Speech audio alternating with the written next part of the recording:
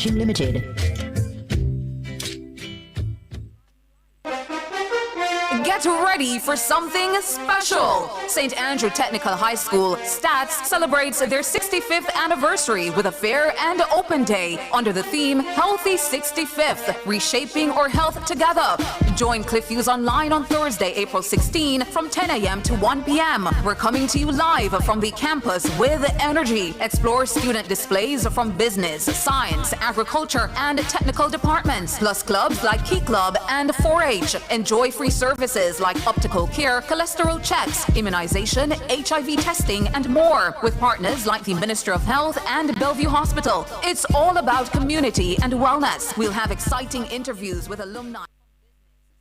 Ready to tackle that building project? Start right. Start here at H&L Rapid True Value for building supplies. The time by H&L Rapid True Value is nationwide time, 5 o'clock. Interex Distributors presents the ultimate tile clearance sale. Transform your space for less. Dunrobin Plaza, 30 Dunrobin Avenue. The temperature by Interex Distributors is... It's 32 degrees Celsius in Kingston, 28 in Montego Bay.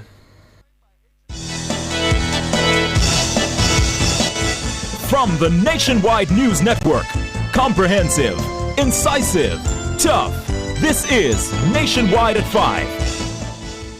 Good afternoon, I'm Mahiri Stewart. And I'm Shalois Michael. In Nationwide News at this hour, from promise to action. The Prime Minister opens the debate on the National Reconstruction and Resilience Authority, NARA, in the House of Representatives today. We're not restoring a pre-Melissa Jamaica. We are building a post-Melissa Jamaica that the generations before us dreamed of and the generations after us will inherit.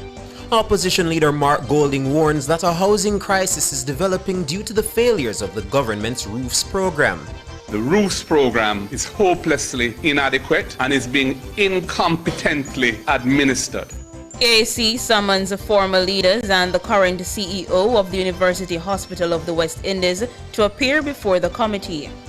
Dancehall producer Javi retains high-profile legal team following his arrest in connection with a shooting incident at the Big Wall Revolution Soca Party. In news from the rest of the world, Guyana's Prime Minister seeks to assure the country that there is no need to worry about fuel availability. Israel and Lebanon agree to hold direct negotiations following meeting in Washington. In sports, Barbados maintains the advantage against Jamaica in the West Indies' 4-day encounter at Chedwin Park.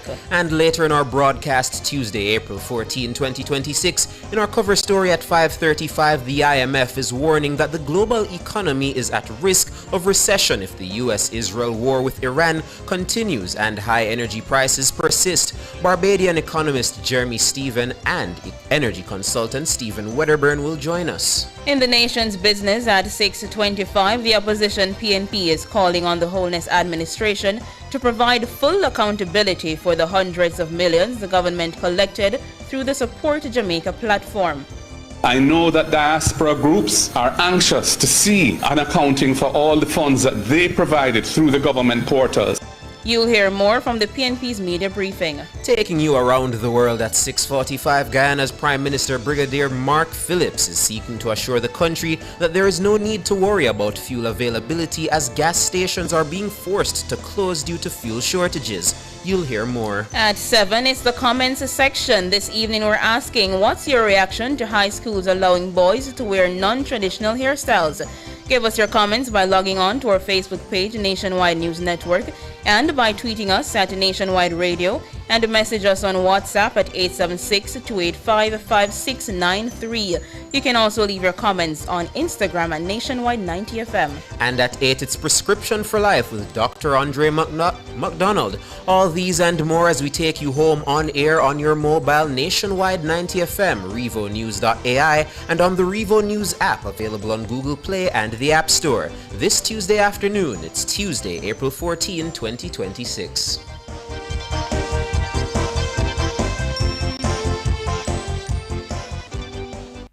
The hour is brought to you by the new KFC Saucy Wings. Hot and spicy wings tossed in sweet red chili or citrus chipotle barbecue sauce. Wings that will crunch the rest. New KFC Saucy Wings.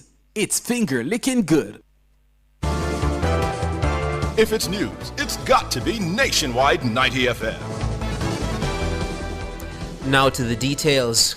The government is seeking to pass the long-awaited legislation to establish the National Reconstruction and Resilience Authority, NARA. Prime Minister Dr. Andrew Holness brought the amendments in the House of Representatives on Tuesday. He described NARA as the most consequential legislation for Jamaica's development to date. Siobhan Campbell tells us more. From promise to action, Prime Minister Dr. Andrew Holness says the era of the country fulfilling its potential is here, represented by the National Reconstruction and Resilience Authority, NARA. The vision of what Jamaica can be has existed in our national consciousness for generations. What has been missing is not the dream. What has been missing is the institutional machinery to turn that dream into delivered reality. To take the plans from the shelves and drive them through to completion at pace. Hurricane Melissa, as terrible as it has been, has given Jamaica something rare, a moment of national urgency. This bill is how we seize that moment. We're not restoring a pre-Melissa Jamaica. We are building a post-Melissa Jamaica that the generations before us dreamed of and the generations after us will inherit. NARA is the government's specialized statutory agency to lead post-Hurricane Melissa reconstruction. It acts as a single point of coordination for long-term recovery, focusing on rapid project delivery, resilient infrastructure, and public-private partnerships backed by extensive international financing. Dr. Holness says the bill will guide Jamaica into a new era of prosperity with the backing of the world's leading multilaterals. This bill has been crafted to deliver the institutional architecture through which Jamaica will convert catastrophe into competitive advantage and become a stronger, more productive, and more prosperous nation. Madam Speaker, the world has already signaled its confidence in Jamaica's capacity to lead this resurgence. The International Monetary Fund, the World Bank Group, the Inter-American Development Bank, the Development Bank of the Latin America and the Caribbean, CAF, and the Caribbean Development Bank have jointly committed a coordinated financing package of up to $6.7 billion US, the single largest and most comprehensive development financing package ever assembled for Jamaica. As part of the oversight of NARA, the government will establish the Jamaica Reconstruction and Resilience Oversight Committee, JAMROC. This is a public body that will ensure that NARA performs up to standard. The people of Jamaica will be able to judge through JAMROC public reporting whether NARA is performing. And it is not the if it is not, the accountability chain will be clear, direct, and consequential. JAMROC will operate similarly to the Economic Program Oversight Committee, EPOC, which was established to monitor the implementation of Jamaica's economic reform program. Madam Speaker, similar to the economic reform program, reconstruction is not a government project. It is a national project. Its oversight must reflect that. That is why I am announcing today that the government will make provision for JAMROC to include a member nominated by the leader of the opposition. Dr. Holness is urging the government and opposition to join hands and put the people first through NARA. Siobhan Campbell for Nationwide News. Meanwhile, Prime Minister Holness says the previously announced private sector investment vehicle facilitated acceleration of strategic transformation, Fast Jamaica, will benefit from NARA's ability to cut through bureaucratic red tape. Fast Jamaica, that is the facilitated acceleration of strategic transformation, will create a dedicated pathway to fast-track private sector-led strategic investment projects. NARA will not be responsible for their delivery. What NARA will provide is the power of expedition, coordinating across agencies, accelerating regulatory approvals, and compressing the enabling environment that a strategic investor needs to commit capital and commence execution.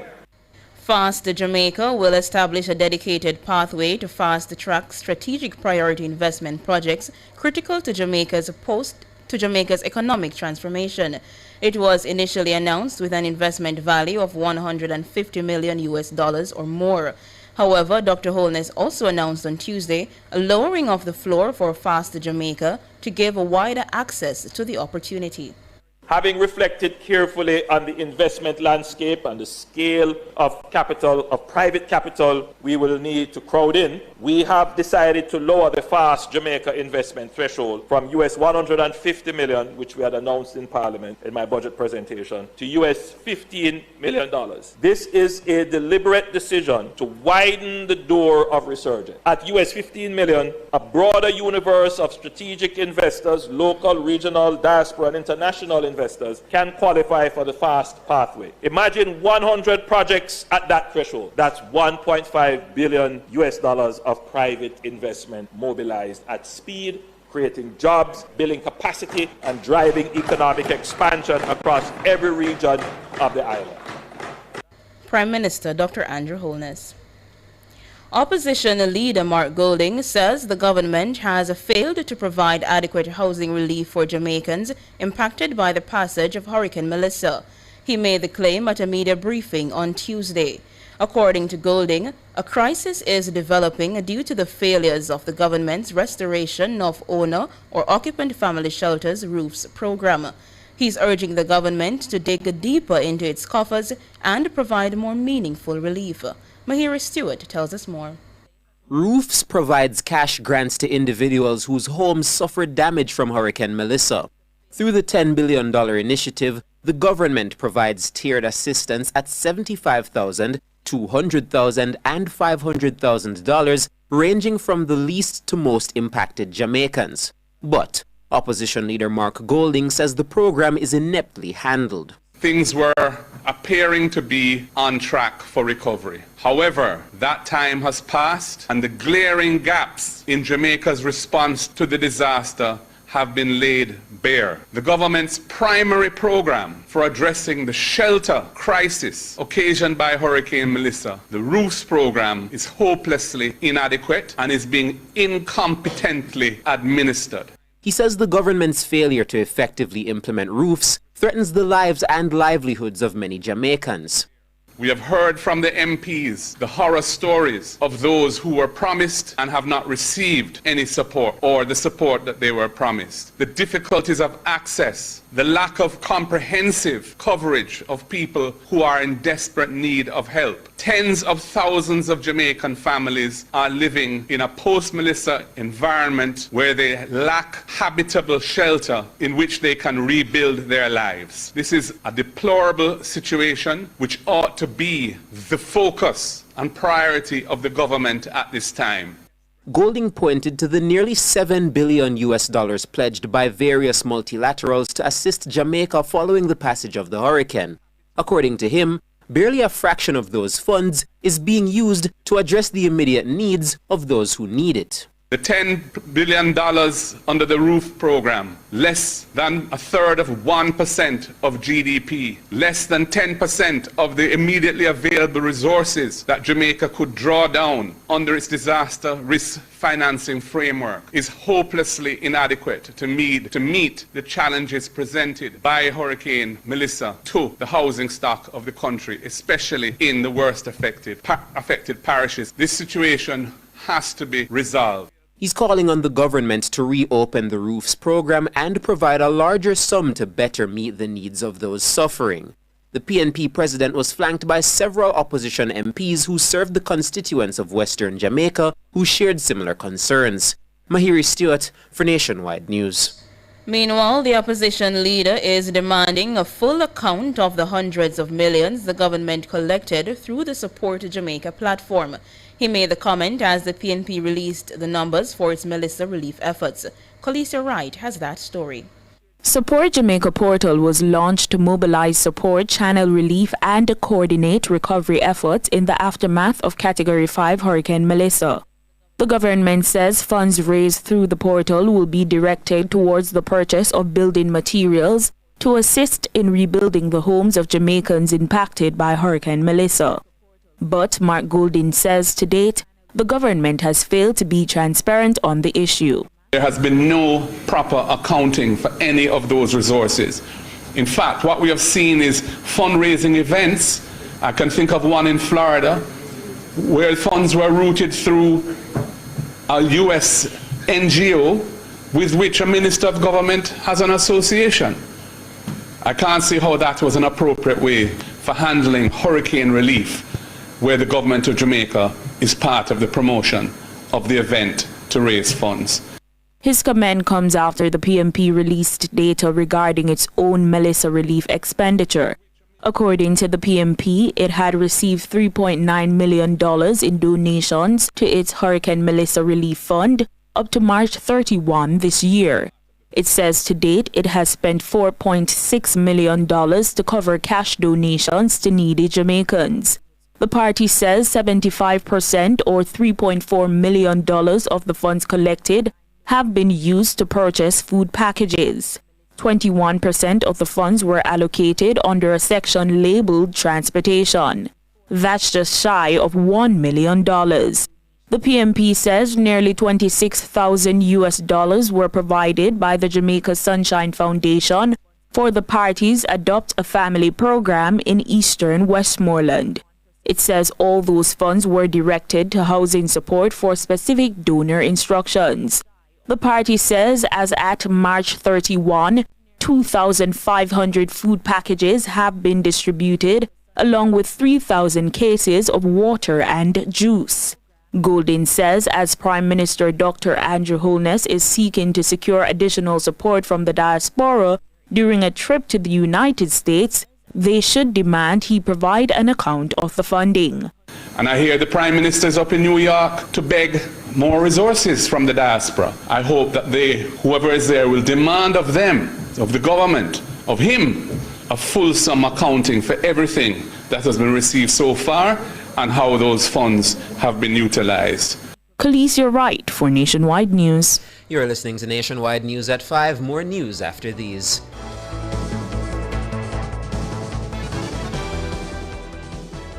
You're listening to Nationwide 90 FM. The time is 16 minutes after 5. Continuing the news, at least 2 former leaders and the current chief executive officer of the University Hospital of the West Indies, UHWI, are to be summoned before the Public Accounts Committee, PAC. The request was made at Tuesday's sitting of the PAC by Chairman Julian Robinson.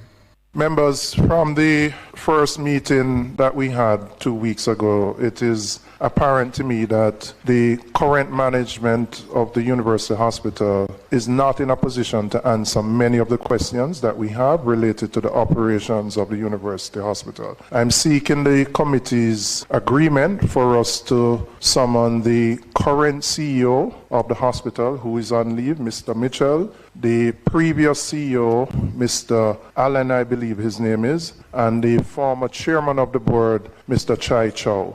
So I'm asking members for their agreement for that, so that we can have many of the questions that we have answered at this committee. Indeed, Chairman, I would second that motion. Agreed, Mr. Chairman.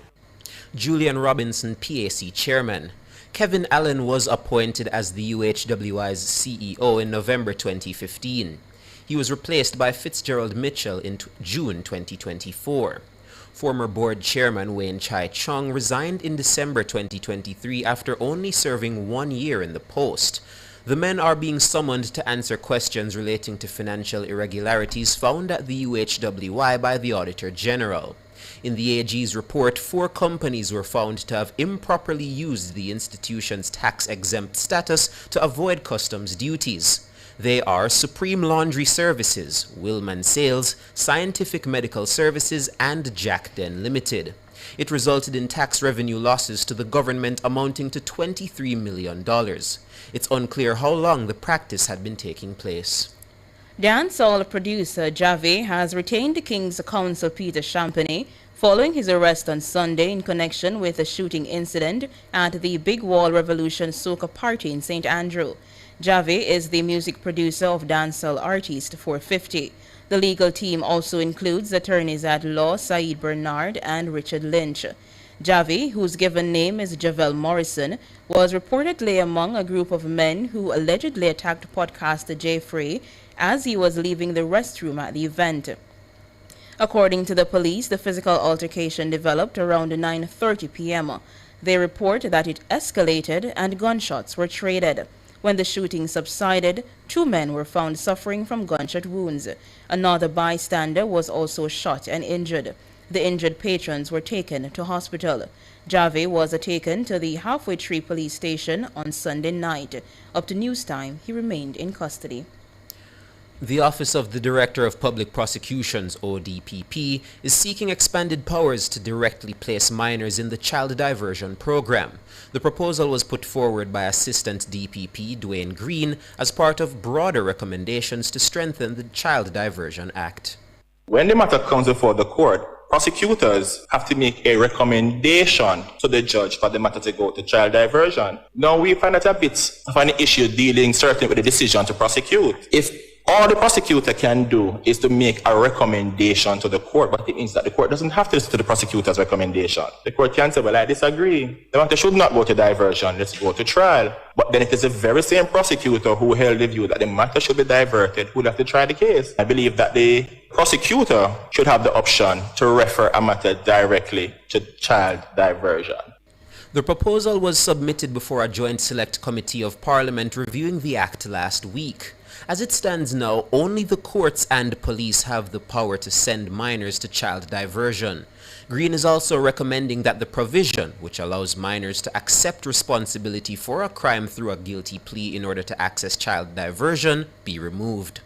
A child should not be required, in our opinion, to plead guilty to access child diversion. We're saying that there needs not be a requirement for the child to plead guilty or accept responsibility. The decision to divert should be based on evidence in the file, circumstances of the offense, characteristics of the offender, and the interests of justice. Dwayne Green, Assistant DPP. World in a Minute is brought to you by ABC Electrical Sales. We make things as easy as ABC. Hose assembly and supply, equipping Jamaica for success. And Charles O'Connor Consulting Network, COCN, driven by international accounting standards, modern technology and integrity. The World in a Minute.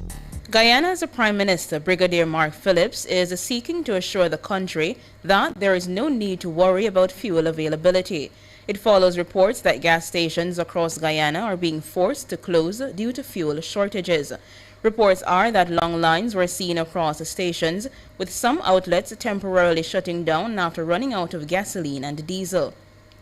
Brigadier Phillips urged citizens on Tuesday to avoid panic buying or hoarding amidst the disruption.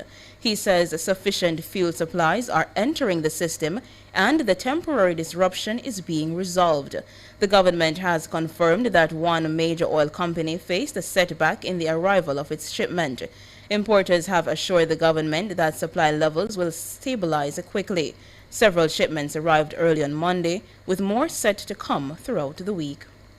Israel and Lebanon have agreed to launch direct negotiations after concluding what the U.S. State Department called a historic meeting between both sides in Washington.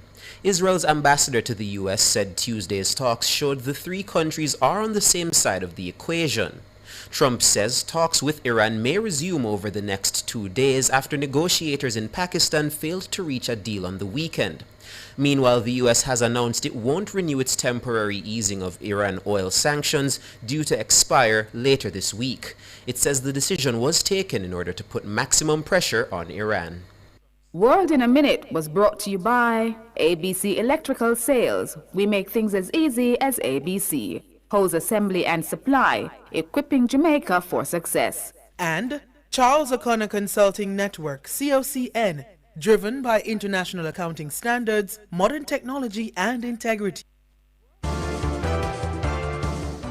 Recapping the top stories making nationwide news at this hour from Promise to Action. The Prime Minister opens the debate on the National Reconstruction and Resilience Authority, NARA, in the House of Representatives today.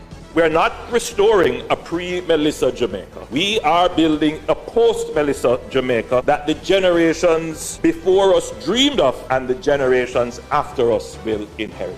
Opposition leader Mark Golding warns that a housing crisis is developing due to the failures of the government's Roofs program. The Roofs program is hopelessly inadequate and is being incompetently administered. PAC summons former leaders and the current CEO of the University Hospital of the West Indies to appear before the committee. I'm Mahiri Stewart. And I'm Shalois Michael. You can find the news on our website at revonews.ai and on the Revo News app, available on Google Play and the App Store. News next, the headlines at 6.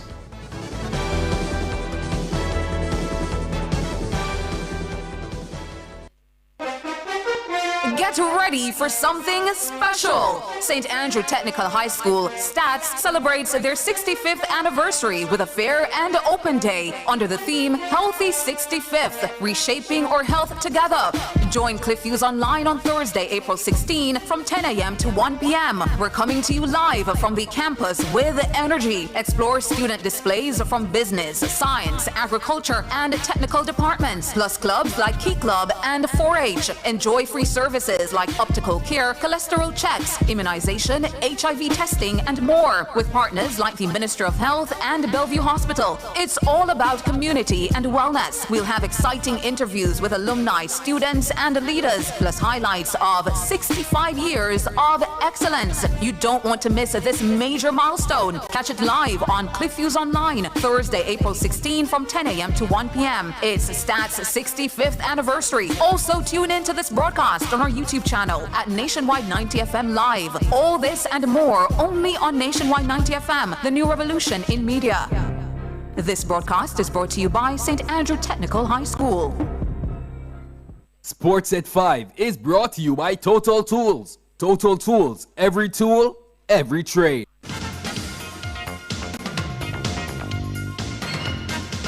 Hello, good afternoon, and welcome to Sports here on Nationwide 90 FM. I'm Wayne Walker. The Jamaica Scorpions, they're fighting back after losing first innings points against the Barbados Pride on day number 3 of their West Indies 4-day cricket championship encounter over at Children Park in St. Catherine. The Pride, who took a 6-run first innings lead, are at the moment 250 for 5, nearing the end of day number 3.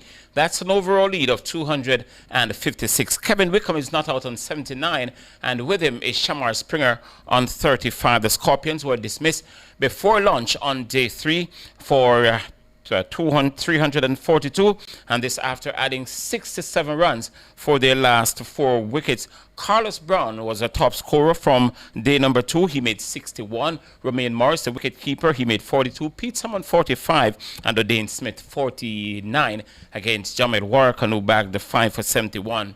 Over at the Coolidge Cricket Ground, Trinidad and Tobago Red Force, well, they crushed the Leeward Islands Hurricanes by 271 runs with a day to spare. The Hurricanes were dismissed late on day number 3 for 99 runs in their second innings, having been asked to get some 369 to make the Red Force bat a second time. Captain Justin Graves was the leading batter. He was not out on 56 as Carriper bagged the 4 for 67. The Red Force declared their first innings on 507 for 9.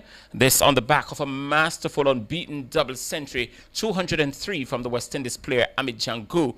And with him was Terence Hines, who was 100 not out. Together they shared 298 unbeaten for the 5th wicket. While over the Sir Vivian Richards ground, Guyana closed day 3 on 38 for 1. They're chasing 232 to beat the Windward Islands Volcanoes. Sonny Lambries cracked on unbeaten 107 in the Windward second innings of 209 all-out. Scores in the game so far: the Windward Islands Volcanoes 286 and 209 all-out. Guyana Harpy Eagles 264 and 38 for 1.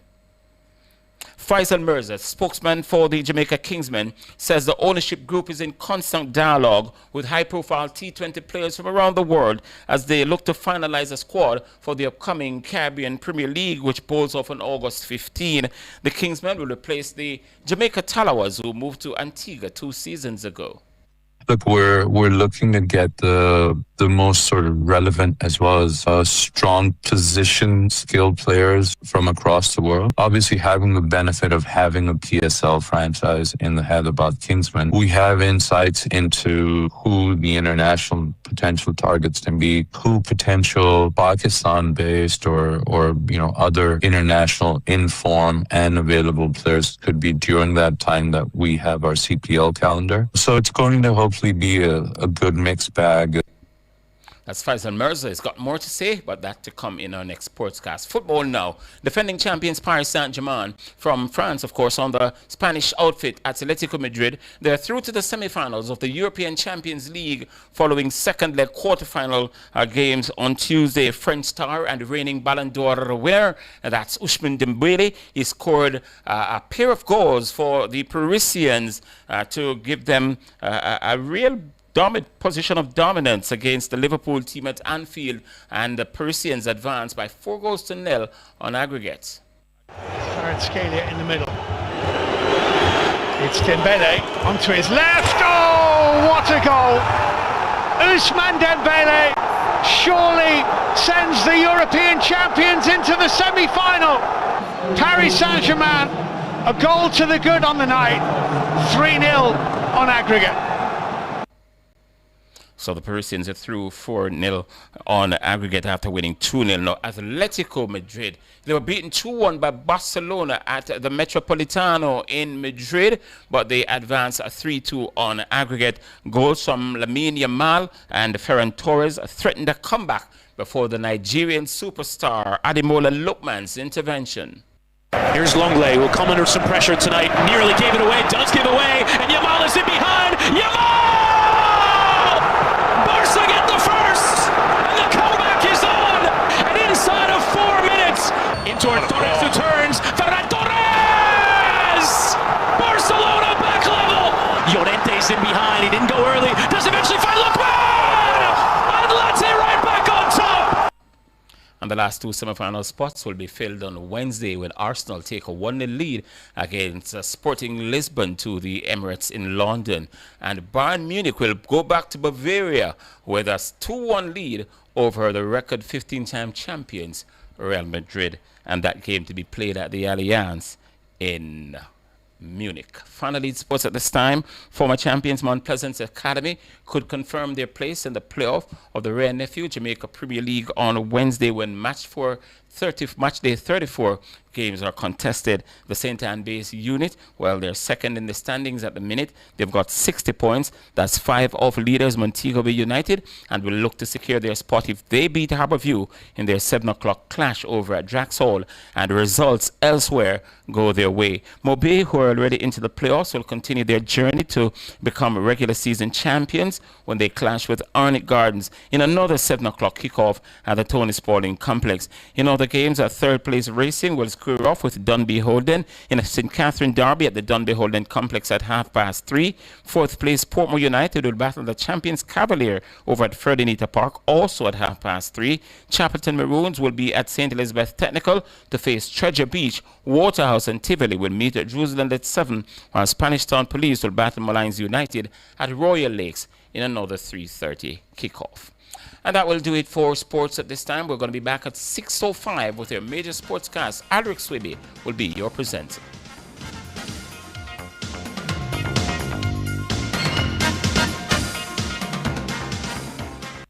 Sports at 5 was brought to you by Total Tools. Total Tools, every tool, every trade. For all your custom framing, printing, graphic design, and purchase of art, Make It Frame Art Jamaica Limited, serving you for over 40 years. The time by Frame Art Jamaica is 5:32. Upgrade your drive with Hyundai and Scotiabank. 4.99% interest, 0 fees, and 1-year insurance free. Choose from the Hyundai Venue, Palisade, Tucson, or Creta. Visit Kingston or Montego Bay showrooms. The temperature by Hyundai is 32 degrees Celsius here in the nation's capital, Kingston. It's 28 in the western city, Montego Bay. KFC, yeah, we at it again. With the new saucy wings, go and tell your friends. Now on you know, KFC saucy wings, brand new. 2 new flavors just for you. Sweet red chili and citrus chipotle barbecue. Hot and spicy, saucy wings, give me daily and nightly. Flavor kick, me know you are gonna like New it. KFC saucy wings, delicious hot and spicy wings, tossed in sweet red chili or citrus chipotle barbecue sauce. Wings that will crunch the rest. KFC saucy wings, it's finger licking good. Now on you know, KFC saucy wings. St. Andrew High School for Girls, it's your time on April 17. The NNN School Tour 2026 is bringing energy, talent, and excitement straight to your school. So pull up your pants and put it on your waist and... We're coming to spotlight the creativity and skills of the students, plus play games, win prizes, and enjoy live performances. Don't miss the vibes, the fun, and your chance to shine. The NNN School Tour 2026, St. Andrew High School for Girls, April 17 from 1 to 4 p.m. See you there! This broadcast is brought to you by Police Civilian Oversight Authority, Tip Friendly Society, LMH Publishing, Wisynco Group, Digicel, Nutrition Products Limited, Mystic Mountain Jamaica, and Malta.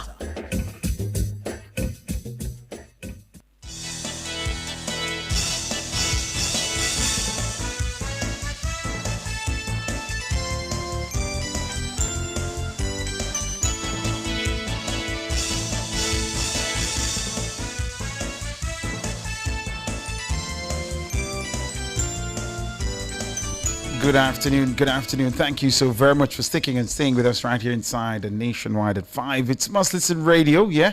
And you're inside the cover story. Inside the cover story, we want to talk about very important matters having to do with the world economy. The IMF is warning, that's the International Monetary Fund, IMF, is warning that the global economy is at risk of recession if the U.S.-Israel war with Iran continues and high energy prices persist.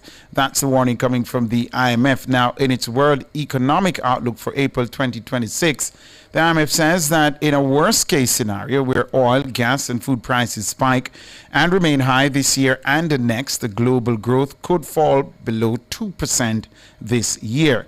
It says this would mean a close call for a global recession, which has happened only 4 times since 1980, the most recent being during the COVID-19 pandemic.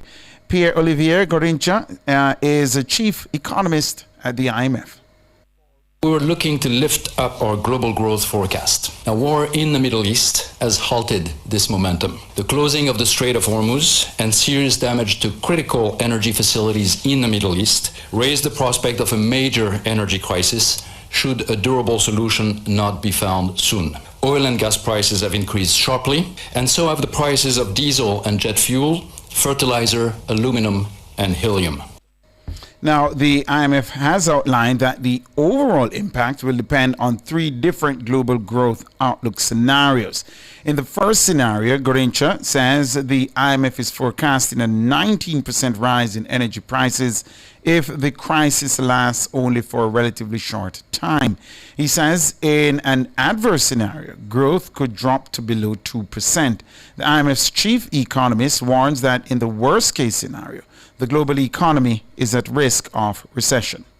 Today's shock echoes the 2022 commodity price surge. Then, central banks delivered a successful disinflation without a recession. Can we expect the same outcome now? There are reasons to doubt it. In 2022, inflation pressures were already elevated by post-pandemic support policies. Today, underlying demand pressures have eased, though inflation remains above target in some countries, notably the United States. If the shock remains modest, inflation may be more contained, consistent with our reference scenario. Still, the last episode left scars. Higher prices raised cost of living concerns and made inflation expectations potentially more sensitive to new price increases.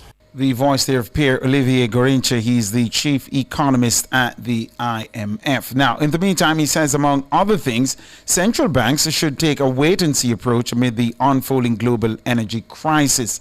Mr. Gorincha was speaking at the IMF's media briefing earlier on today, that is, as it published the April edition of the World Economic Outlook. Joining us to discuss this very important issue further, we're being joined by Barbadian economist Jeremy Stephen and energy consultant Stephen Wedderburn. Gentlemen, top of the afternoon to you. Welcome to Nationwide at 5. Hey, thanks for having me. If you can hear me well. Yes, we're hearing you. Good afternoon. Good afternoon to you. Welcome to the program as well. Let's begin with you, Jeremy Stephen. Just your initial reaction to what the IMF is warning. Well, it is a normal thing to expect. energy is the backbone of any economy. Worse yet the year. Worse yet any economy across the world. So, I mean, the best way to think about it is this. The Strait of Hormuz, for example, is responsible for 20% of all global volume. What that suggests is that you're going to have lots of countries competing for dwindling resources. And those dwindling resources are going to become pricier and scarcer. And as a result, we should expect every economy that produces something to retract in some sense over the next year or so. That's my expectation. So as far as I'm concerned, the IMF is just acting a step that global productive capacity should retract. So it's not a surprise, it's expected. It's something I've been talking and writing a lot about in Barbados, even though we are not directly affected by what's going on in the Strait of Hormuz. It doesn't mean the economies from which we do import our energy wouldn't be impacted in some way, and that it doesn't creep into the price of our food, the price of our imports. We're an import-driven economy. So one would expect that Barbados should have its own issue. And then those that are part of Petro-Carib, St. Vincent's and St. Lucia's, they themselves will be affected in another manner, especially since the United States of America, as I understand it, will occupy most or control most of the volume coming out of Venezuela. So that in of itself should have repercussions for economic output, or at least the ability for smaller open economies to consume. Which is a good point at which to bring Stephen Wedderburn into the conversation, given what is happening to global oil prices. And of course, as you just heard there, what is happening in our own backyard in terms of the U.S. and the oil situation in Venezuela. Talk to us, how has that impacted Caribbean islands? Okay, the effect is going to be economic through prices. But what we should say up front is that the Caribbean is unlikely to experience supply disruptions, like some Asian countries are having at the moment. But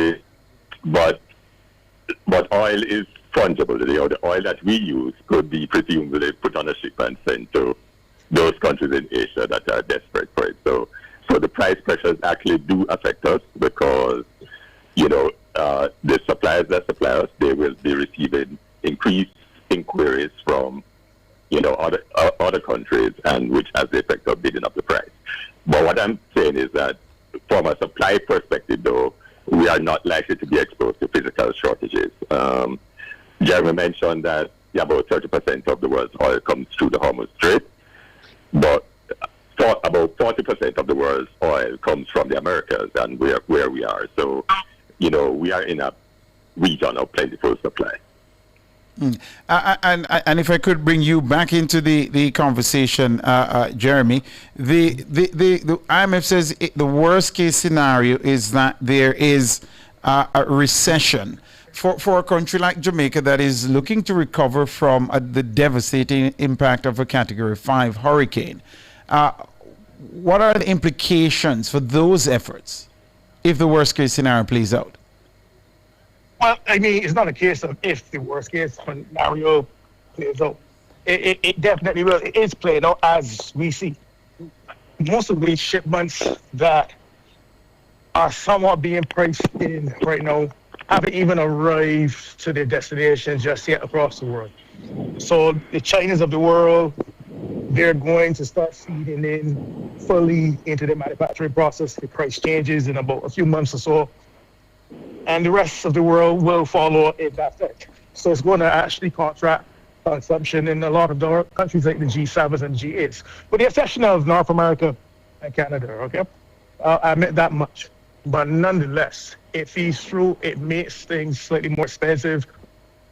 Ironically, I don't think the United States of America doesn't have a will to, or the ability to contract or to abate inflation, even if supply is an issue. So generally, it just means that even if there are shortages in Jamaica in particular, you should expect inflation to feed through and have its effect. But I want to make one point. Up to this weekend, Guyana had real shortages. I had friends in Guyana that were lining up for hours upon hours to get fuel. And that was directly linked to the Strait of Hormuz. Because the whole Guyana has been selling to. Right? So, funnily enough, I can't categorically say, I thought so up to yesterday or up to 2 days ago, but I can't categorically say that supply issues are out of the question. I can't say that.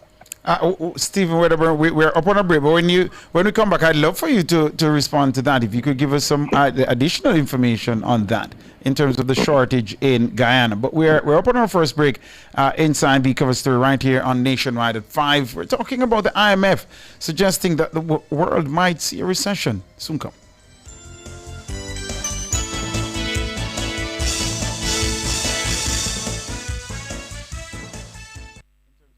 Visit Marshall's Pharmacy, Greater Portmore, for all your prescription needs, gifts, personal care, household, and stationery items. The temperature by Marshall's Pharmacy, Greater Portmore is 32 degrees Celsius in capital city Kingston and 28 out west in the tourism mecca of Montego Bay. The Leadership Conference of Choice is back. Transform super managers into superior leaders at the Make Your Mark Middle Managers Leadership Conference, Jamaica Pegasus Hotel and online, May 6 to 7. Sponsored by Caledonia Outdoor Advertising, Visual Tech Solutions, Intelligent Multimedia Limited, CIBC Caribbean Bank, and Visual Vibe. Register now for Middle Managers Conference, May 6 to 7 at makeyourmarkgroup.com. For all your electrical needs, visit ABC Electrical Sales. They stock a wide variety of electrical supplies including plugs, switches, panel boards and conduits, plus energy-saving fixtures. ABC Electrical Sales stocks brands like GE, Siemens, Philips, Cutler Hammer and Allen Bradley. They also offer free island-wide delivery just to suit your needs. Visit them at Shop 8, Hagley Park Plaza, Kingston 10, or call 876-754-3714-5 or 876-754-3825-8. ABC Electrical Sales, for a better choice in the electrical business.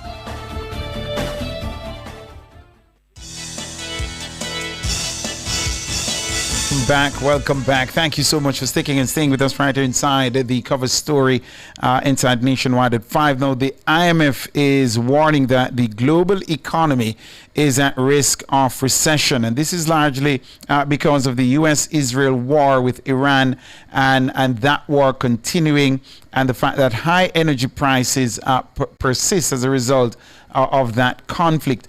We have with us inside the cover story Barbadian economist Jeremy Stephen and energy consultant Stephen Wedderburn. And before the break, Jeremy mentioned that he heard that some of his colleagues over there in Guyana were having difficulty getting fuel. Energy consultant Stephen Wedderburn, is that really what is happening? And when one hears about an oil-rich country, the citizens having difficulty getting fuel, that raises concerns, some would think. Right.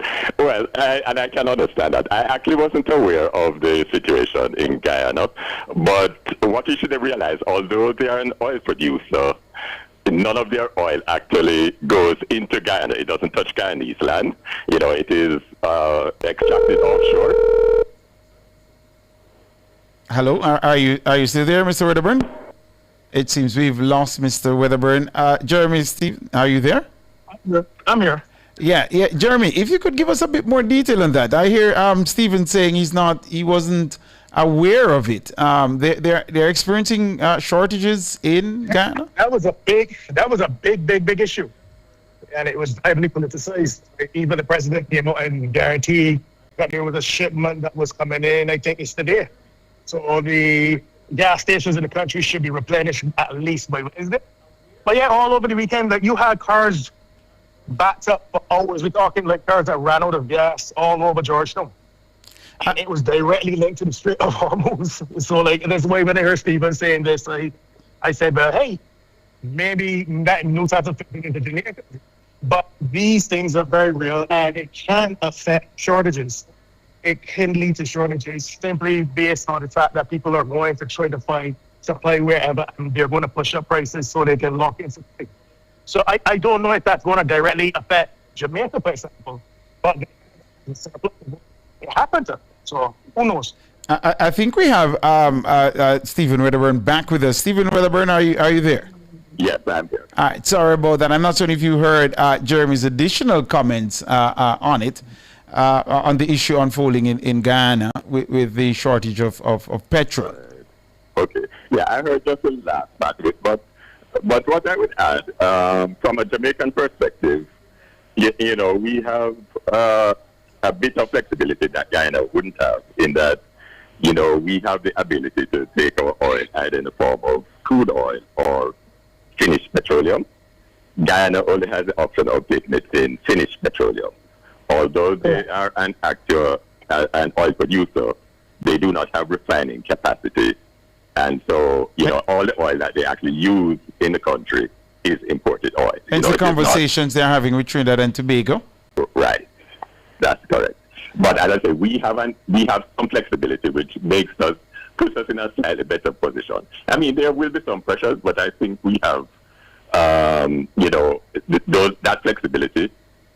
Our situation different from most other Caribbean islands as well, is that we have significant natural gas in our electricity supply, which is a third option. So, you know, we have the option of crude oil, we have the option of finished petroleum products, and we have the option of natural gas. So when you put all those three things together, you know, we are a bit more flexible than those countries that are dependent only on finished petroleum. And based on the prevailing conditions, you don't see what is happening in Guyana being a problem for us here in Jamaica, or spreading to other Caribbean territories. You don't foresee well, it could possibly spread to other Caribbean territories which are in the same supply position as Guyana without that flexibility I mentioned. But I would be very surprised to see actual shortages in Jamaica. All right.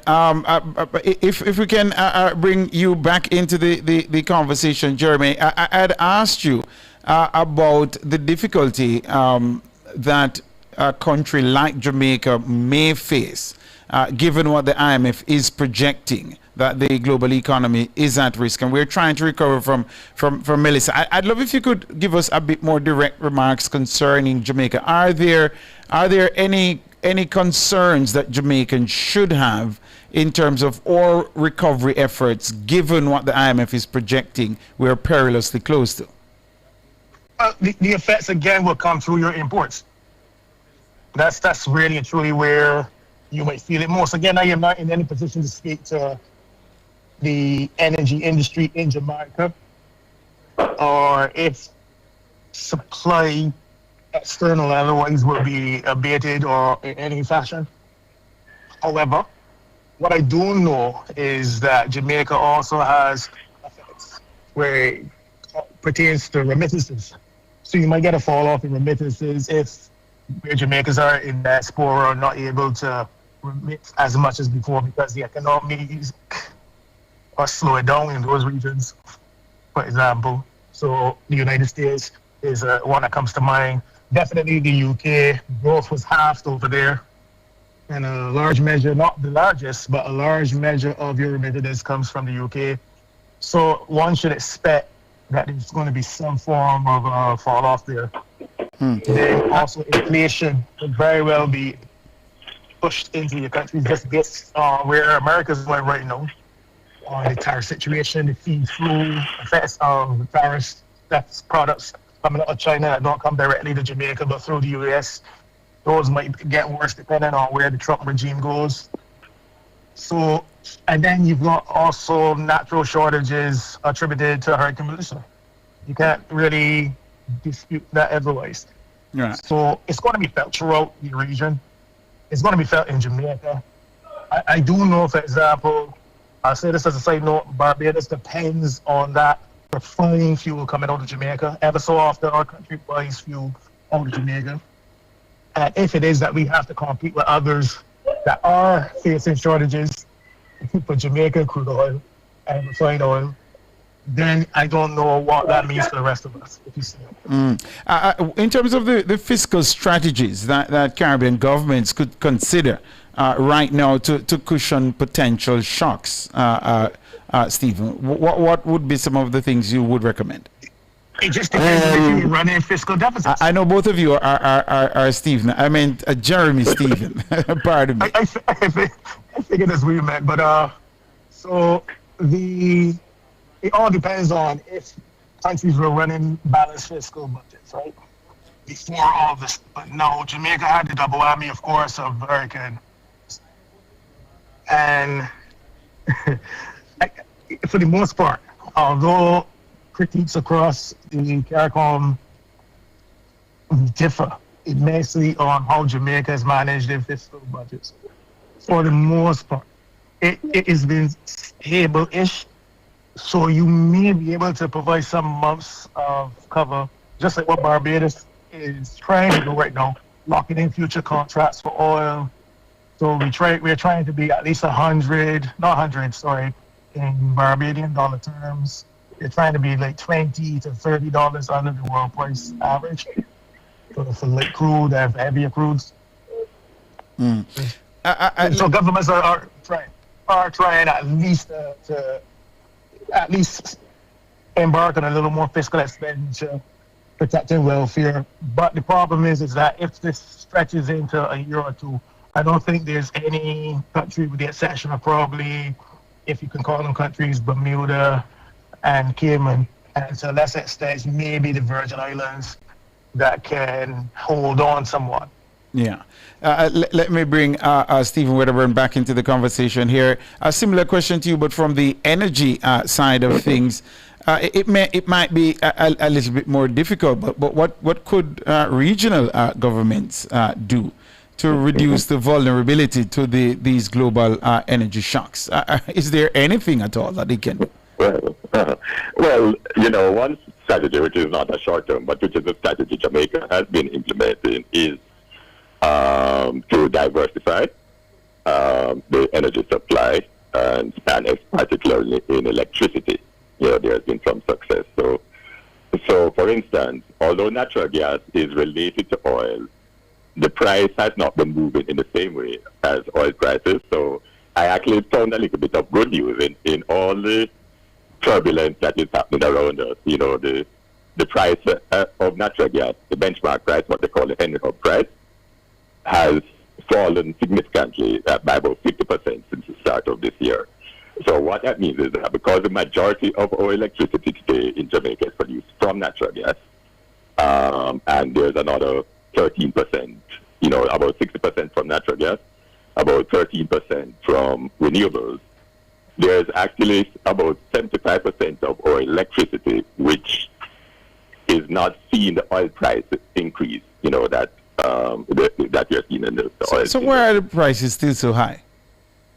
Well, that is what I expect is that you should not see further any increases in this month.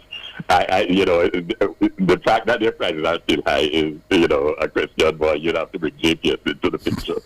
but what I'm saying is that although our fuel prices for cars, so when you go to the gas station, you are going to continue to see increases for quite a while. But based on what I'm seeing in the market, in the immediate future, there should be no big jump in, and in fact, there could possibly even be a drop in electricity prices. Here in Jamaica? Say that again, Stephen Wedderburn, for those who are listening, because that sounds like a bit of good news for JPS customers. Say it one more time again for us. All right, so in Jamaica, the majority of our electricity is produced using natural gas. That is about 60% of supply. Natural gas prices have dropped. The benchmark price, that is the U.S. benchmark price, has dropped from $5.20 to $2.60. So that they have dropped by 50% since January of this year. And it's really at the lowest now it has been in a year and a half. So because we have so much of our electricity on natural gas, we should not be seeing any increases, despite the increase in oil prices. What has accounted for the drop in the natural gas prices? Well, it's I think logistical and inventory. There is a lot of inventory in the United States, and it's difficult to move that inventory because a lot of it is pipeline gas, which you cannot move from country to country. So there is there's actually oversupply, as funny as it may seem, of that particular product within the U.S. right now. Oversupply. So there wasn't a pivot to the natural gas because of what is happening with the oil prices. That didn't happen apparently. Well, there is some, there's some substitution, but there's only so much. The U.S. is not as dependent on the Middle East oil, so they still have abundant supplies of the U.S. produced crude oil, abundant supplies of U.S. produced natural gas. So as I say, they are not in a shortage situation. I'm almost out of time, and I want to bring Stephen back in, but let me ask you this quickly: the advocates for renewable energy, what if they say now is the time to accelerate the region's transition to renewable energy? Is that the move that we should be considering now? Yes, I mean, we should have been considering it anyway, but now it should be even more at the top of the agenda than ever. All right, let me give you the final word, Jeremy Stephen. Any word of comfort for the Caribbean nationals, given what the IMF has said today? It would be foolhardy for me to think so. I mean, if the Caribbean includes the likes of the Dominican Republic, then there are large economies that might be able to stave off the negative effects for longer. But again, we're small, open economies, the lot of us, and it's going to affect us in different ways. It's not looking good. It's not looking good, is what you're saying. I'm not going to say that. I mean, to be a small, open economies, to always be shifting and trying to find ways to survive. It's not like we own or control any markets. So typically, you're always in this flux. But what I'm saying is that for certain, given what is unfolding in the Middle East, it's going to feed into each of our jurisdictions through different channels. We have to leave it there. We're out of time. But thank you so much, Jeremy Stephen. He's a economist, a Barbadian economist. And, of course, we heard there from Stephen Wedderburn, energy consultant. Gentlemen, thanks for the time and the thoughts. We appreciate it. Thank you. This has been The Cover Story. The headlines are next.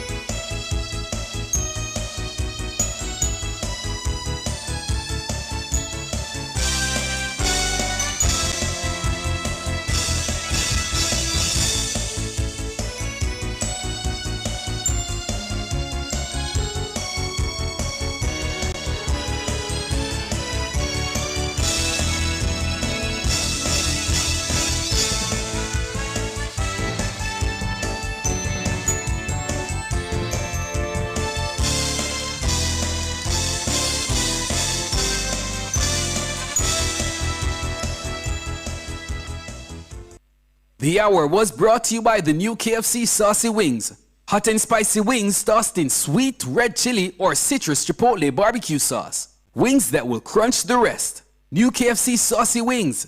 It's finger licking good. The time brought to you by Guardian Life. Live secure, live easy is 2 minutes after 6.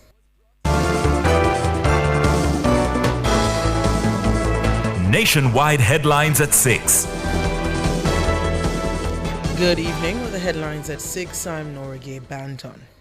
The government is seeking to pass the long-awaited legislation to establish the National Reconstruction and Resilience Authority, NARA. Prime Minister Dr. Andrew Holness brought the amendments in the House of Representatives on Tuesday.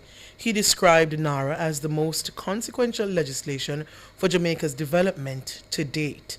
Prime Minister Dr. Andrew Holness says the era of the country fulfilling its potential is here, represented by the National Reconstruction and Resilience Authority.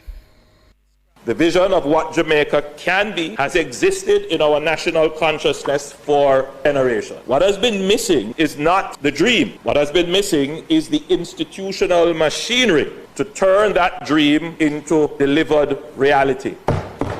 to take the plans from the shelves and drive them through to completion at pace. Hurricane Melissa, as terrible as it has been, has given Jamaica something rare, a moment of national urgency. This bill is how we seize that moment. We are not restoring a pre-Melissa Jamaica. We are building a post-Melissa Jamaica that the generations before us dreamed of and the generations after us will inherit. NARA is the government's specialized statutory agency to lead post-Hurricane Melissa reconstruction. It acts as a single point of coordination for long-term recovery, focusing on rapid project delivery, resilience infrastructure, and public-private partnerships backed by extensive international financing. Dr. Holness says the bill will guide Jamaica into a new era of prosperity with the backing of the world's leading multilaterals. This bill has been crafted to deliver the institutional architecture through which Jamaica will convert catastrophe into competitive advantage and become a stronger, more productive, and more prosperous nation. Madam Speaker, the world has already signaled its confidence in Jamaica's capacity to lead this resurgence. The International Monetary Fund, the World Bank Group, the Inter-American Development Bank, the Development Bank of the Latin America and the Caribbean, CAF, and the Caribbean Development Bank have jointly committed a coordinated financing package of up to $6.7 billion, the single largest and most comprehensive development financing package ever assembled for Jamaica. Meanwhile, Prime Minister Holness says the previously announced private sector investment vehicle facilitated acceleration of strategic transformation FAST in Jamaica will benefit from NARA's ability to cut through bureaucratic red tape. FAST Jamaica, that is the facilitated acceleration of strategic transformation, will create a dedicated pathway to fast-track private sector-led strategic investment projects. NARA will not be responsible for their delivery. What NARA will provide is the power of expedition, coordinating across agencies, accelerating regulatory approvals, and compressing the enabling environment that a strategic investor needs to commit capital and commence execution.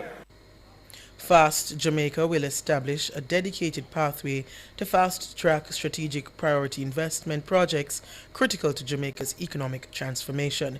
It was initially announced with an investment value of $150 million or more.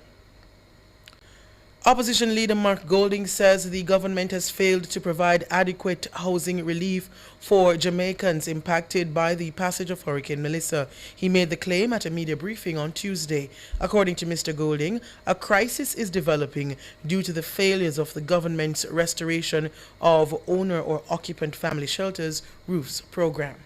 Things were appearing to be on track for recovery. However, that time has passed and the glaring gaps in Jamaica's response to the disaster have been laid bare. The government's primary program for addressing the shelter crisis occasioned by Hurricane Melissa, the roofs program, is hopelessly inadequate and is being incompetently administered.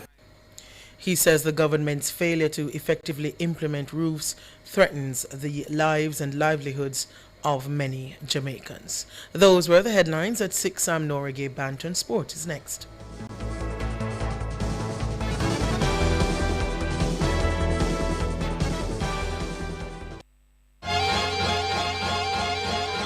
If you love the vibes, the laughs, and the real talk, then you're one of us.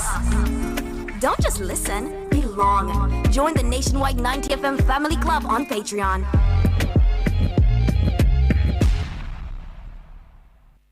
Every day, Jamaicans have something to say.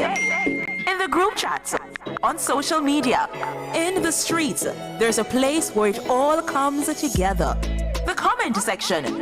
This is not a lecture. This is not a call-in show. This is the hottest topics of the day, filtered through real opinions, real WhatsApp messages, real voice notes, real reactions.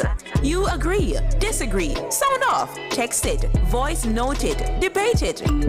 Comments section, Monday to Friday from 7 to 7:30 p.m. only on Nationwide 90 FM, the new revolution in media.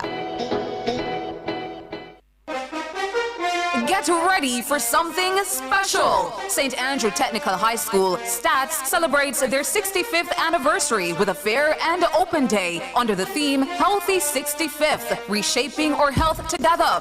Join CliffViews Online on Thursday, April 16 from 10 a.m. to 1 p.m. We're coming to you live from the campus with energy. Explore student displays from business, science, agriculture, and technical departments, plus clubs like Key Club and 4-H. Enjoy free services like optical care, cholesterol checks, immunization, HIV testing, and more, with partners like the Minister of Health and Bellevue Hospital. It's all about community and wellness. We'll have exciting interviews with alumni, students, and leaders, plus highlights of 65 years of excellence. You don't want to miss this major milestone. Catch it live on CliffViews Online, Thursday, April 16 from 10 a.m. to 1 p.m. It's STAT's 65th anniversary. Also tune in to this broadcast on our YouTube channel at Nationwide 90 FM Live. All this and more only on Nationwide 90 FM, the new revolution in media.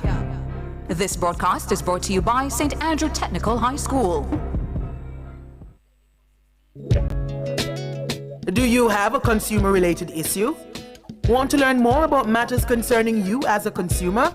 Well, keep it locked to Nationwide 90 FM for the Consumer Hour with me, Nora Gay Banton. Weekdays from 9 to 10 a.m. For all your consumer-centric matters, stay tuned to the Consumer Hour on Nationwide 90 FM, a revolution in media.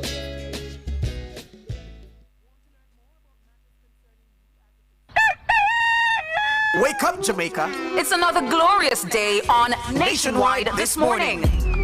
From your 6 a.m. alarm to the news at 6. Coming up in the news at 6 to me telling you what's on my mind. To more news at 7 a.m. Coming up in the news at 7. And then the biggest issues dissected, interrogated, and discussed on the front page. Nationwide this morning fires you up and sets you right for the remainder of the day. And there's much more until 9 a.m. Want to know which roads to avoid on your morning commute? Time now for Street Smarts 2 with Lotto McLean. Listen to Street Smart. Want to hear more about things happening at the community level outside the bustling corporate area? Listen to Across Jamaica. George, it's someone's birthday. Happy birthday, yeah, my friend. And that someone will hear a special greeting every morning via the Birthday Club. Nationwide this morning on the revolution in media. It's coffee, tea, and everything else for those who want an energetic, rip-roaring start to their day.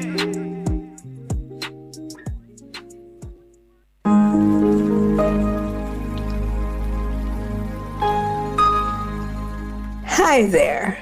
Here's some good news for these trying times. Quote, "By God's word, I can see where I'm going. They throw a beam of light on my dark path." Unquote. Psalm 119, verse 105.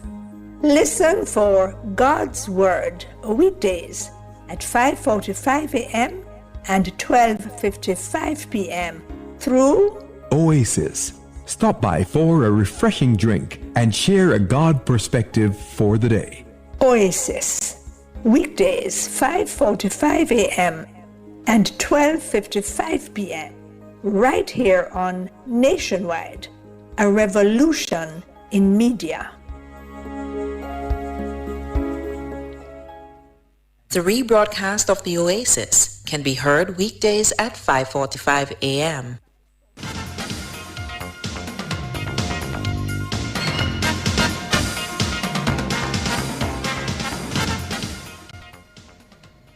Good evening with your sports report. I'm Alix Raby. We start with some cricket as the Jamaica Scorpions are fighting their way back after losing first innings points against the Barbados Pride at Sums on day 3 of the West Indies Championships encounter at Sedgwick Park in St. Catherine. The Pride, who took a 6-run first innings lead, are now on 255 for 5, batting a second time at the end of the day's play. Kevin Wickham is not out 81, and with him is Shamar Springer on 37. Shane Mosley made 65 and Captain Craig Brathwaite 44. Abhijay Man Singh and Pete Salmon have so far taken 2 wickets each. The Scorpions were dismissed before lunch on 342 after adding 67 runs for their last 4 wickets. Carlos Brown led the way with 61, Romain Morris 42, Pete Salmon 45 and O'Dane Smith 49 against Jamel Warwick on 5 for 71. At Coolidge, Trinidad and Tobago Red Force crushed the Leeward Islands Hurricanes by 271 runs with a day to spare. The Hurricanes were dismissed late on day 3 for 98 in their second innings, having been asked to get 369 to make the Red Force bat again. Captain Justin Greaves was the standout batter with an unbeaten 56 as Carey Perrier bagged 4 for 37. The Red Force declared their first innings on 507 for 9 on the back of a masterful unbeaten double century, 203 from Amir Jangu and Terence Hines 100 not out. They stood in an unbroken 298 for the fifth wicket. While at the Sir Vivian Richards Stadium, Guyana closed day 3 on 38 for 1, chasing 232 to beat the Windward Islands Volcanoes. Sunil Ambrose cracked an unbeaten 107 in the Windward's second innings, 209 all out. Scores in the match so far: Windward Islands Volcanoes 286 and 209, Guyana Harpy Eagles 264 and 38 for 1. Faisal Mizar, spokesman for the Jamaica Kingsmen, says the ownership group is in constant dialogue with high-profile T20 players around the world as they look to finalize a squad for the upcoming Caribbean Premier League set for August 15 to September 22. The Kingsmen will replace the Jamaica Talawas, who left for Antigua 2 seasons ago. Look, we're looking to get the most sort of relevant as well as strong position skilled players from across the world. Obviously, having the benefit of having a PSL franchise in the Hyderabad Kingsmen, we have insights into who the international potential targets can be, who potential Pakistan-based or other international in-form and available players could be during that time that we have our CPL calendar. So it's going to hopefully be a good mixed bag. The Kingsmen are set to play 4 home games at Sabina Park. Mercer, who was speaking on the Mr. Analyst podcast, says the 7-year hiatus from Sabina Park was a harsh reality for the country. I just want to reinforce this team was purchased to and for the Jamaican fan to once again be a part of the CPL ecosystem. To our minds, it was almost criminal that Jamaica was out of the picture in the CPL, and we wanted to be a part of that. We want to remain being a part, and in fact playing a pivotal role in bringing the fans back and bringing cricket and T20 cricket back to Jamaica in the way that we feel it deserves. Faisal Mirza.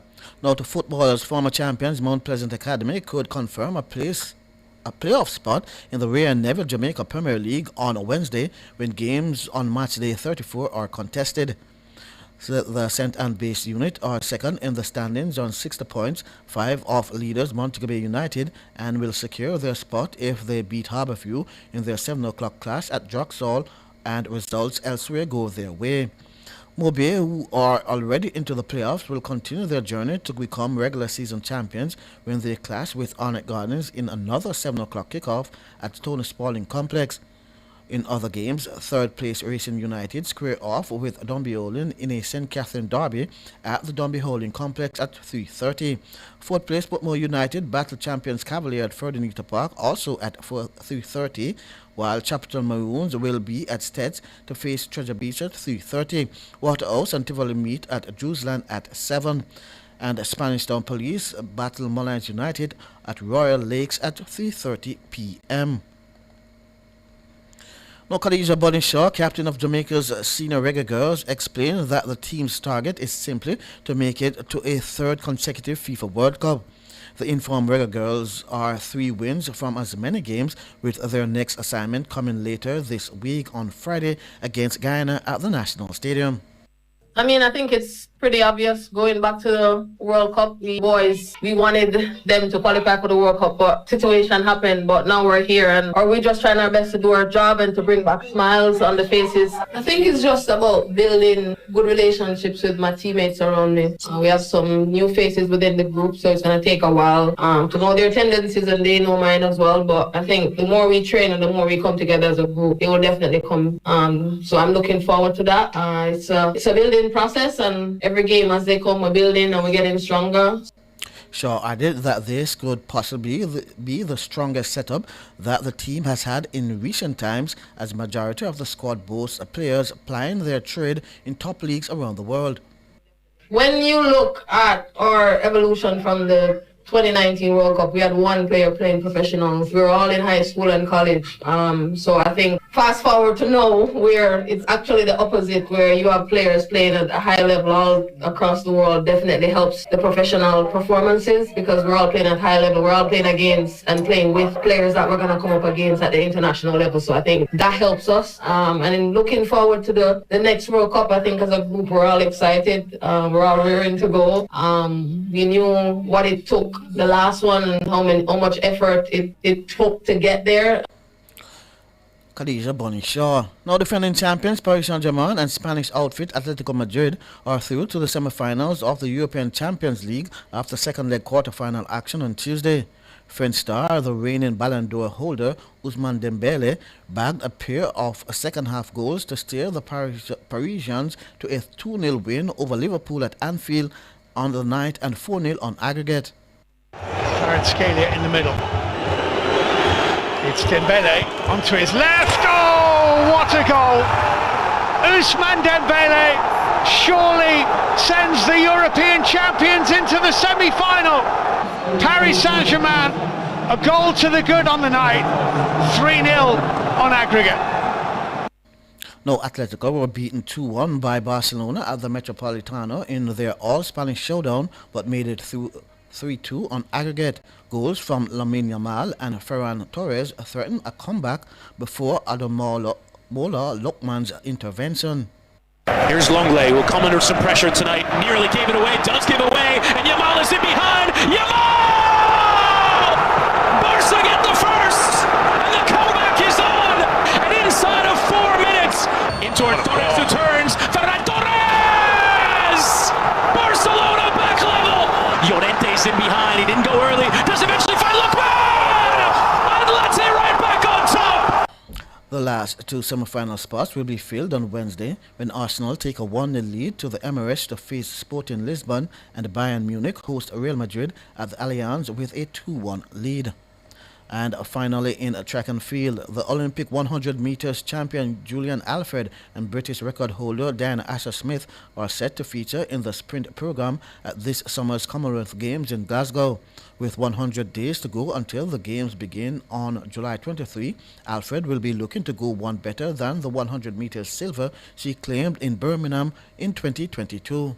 Obviously have the Olympic title. I have World Indoor as well. Looking to get Commonwealth champion 2026. Not all the time we get to go to the global stage, and I just think it's a time where people in the Commonwealth get a chance to really shine and have their own championships. And of course, wanting to go back in 2026 and upgrade that silver to a gold. I mean, I'm excited to go back. The last time I was there, it was really cold, so hopefully when I go back this time it'll be a little warmer. However, I'm looking forward to it. Like I said, I got a silver medal the last time, hoping to upgrade that to a gold and add to my collection of medals. Julian Alfred, I'm Alex Swiby, and that's your sports.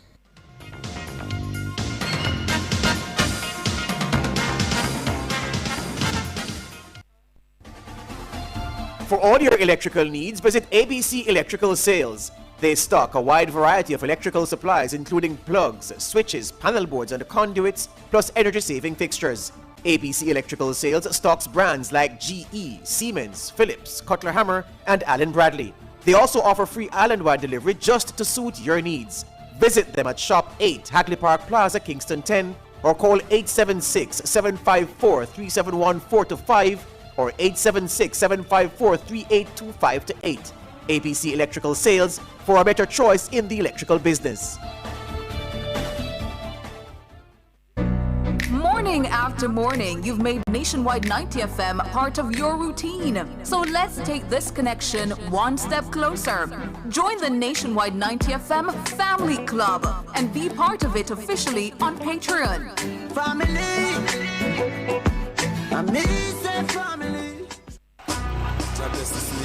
Jamaican high school and college athletes will take on the best of the USA at the Penn Relays April 23, 24, and 25. A live coverage is on Nationwide Radio, brought to you by the Sports Development Foundation, developing a nation through sports. The Universal Service Fund, connecting you to more. That's live coverage of the Penn Relays on this station April 23, 24, and 25. Don't miss it.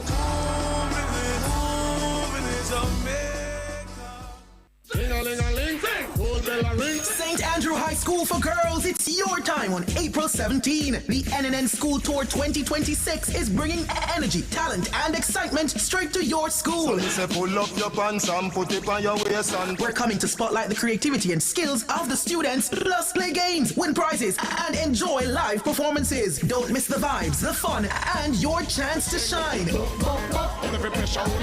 The NNN School Tour 2026, St. Andrew High School for Girls, April 17 from 1 to 4 p.m. See you there!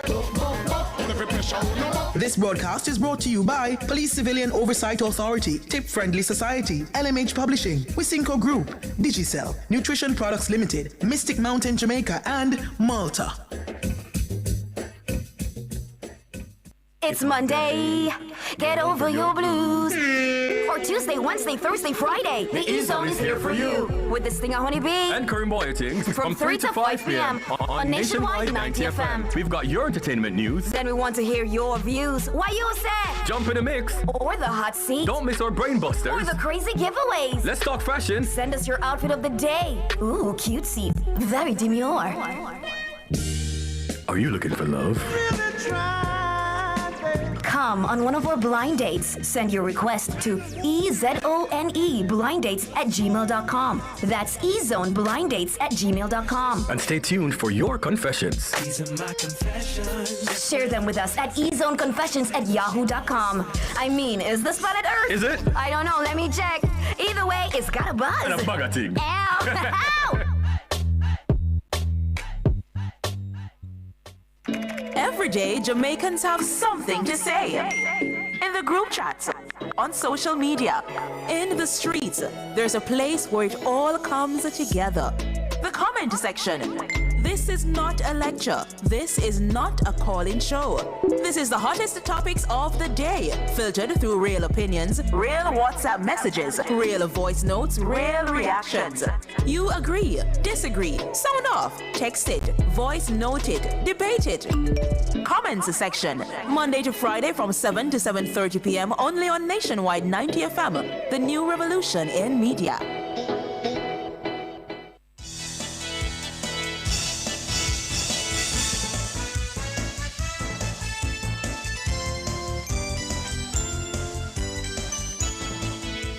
Welcome back. Top of the evening to you. You're still live inside the Nationwide at 5. Now, inside the nation's business, we want to turn attention to the PNP's media briefing on what's they're describing as the housing crisis. Now, the opposition PNP says it received $3.9 million in donations to its Hurricane Melissa Relief Fund up to March 31 this year. Of course, you may recall, listeners and viewers, that there were calls for the People's National Party to make known how much it received and what it did with those funds. The PNP has responded to those calls, and it says it has received $3.9 million in donations to its Hurricane Melissa Relief Fund up to March 31 of this year.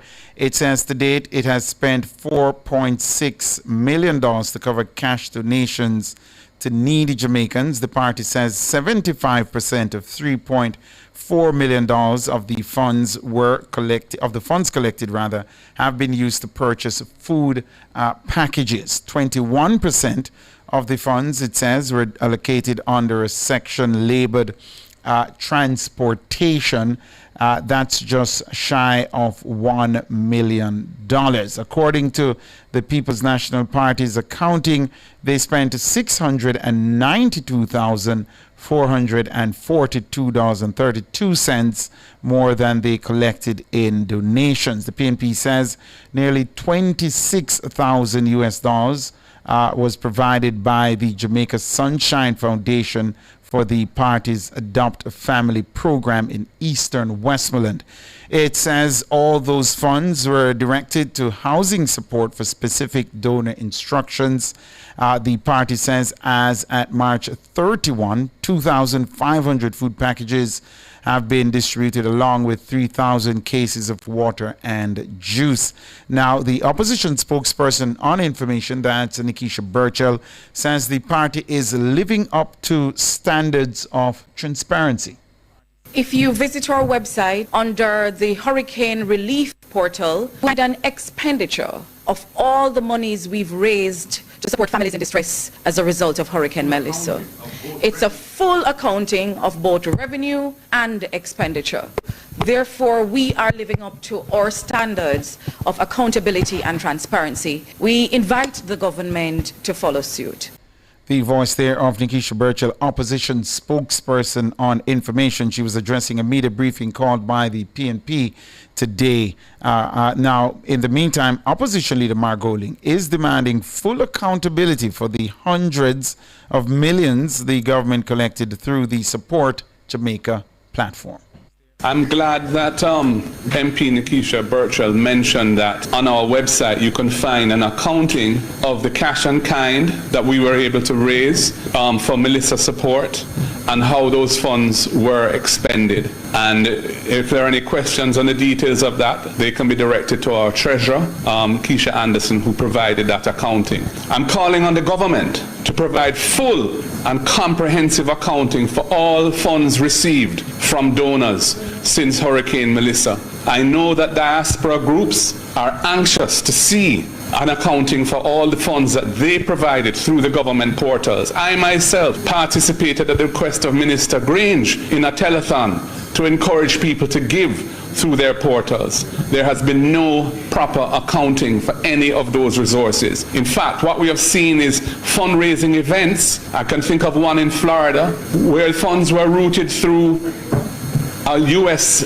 NGO with which a minister of government has an association. I can't see how that was an appropriate way for handling hurricane relief, where the government of Jamaica is part of the promotion of the event to raise funds. And I hear the Prime Minister is up in New York to beg more resources from the diaspora. I hope that they, whoever is there, will demand of them, of the government, of him, a fulsome accounting for everything that has been received so far and how those funds have been utilized. The voice there of the opposition leader Mark Golding, calling on the government to, as he says, give a full account of their stewardship of the funds raised via the Support Jamaica platform for Hurricane Melissa victims. We are inside the nation's business right here on Nationwide at 5. We take a quick break and come back with more.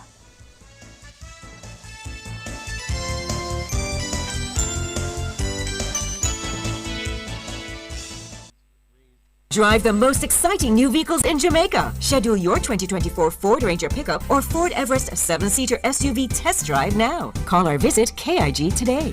The time by KIG is 6:31.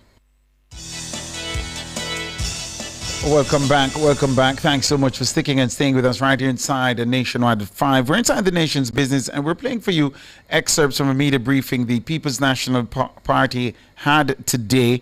The opposition gave an account of the funds it collected. There were calls from the public for the opposition to say how much it has collected and what it has done with those funds.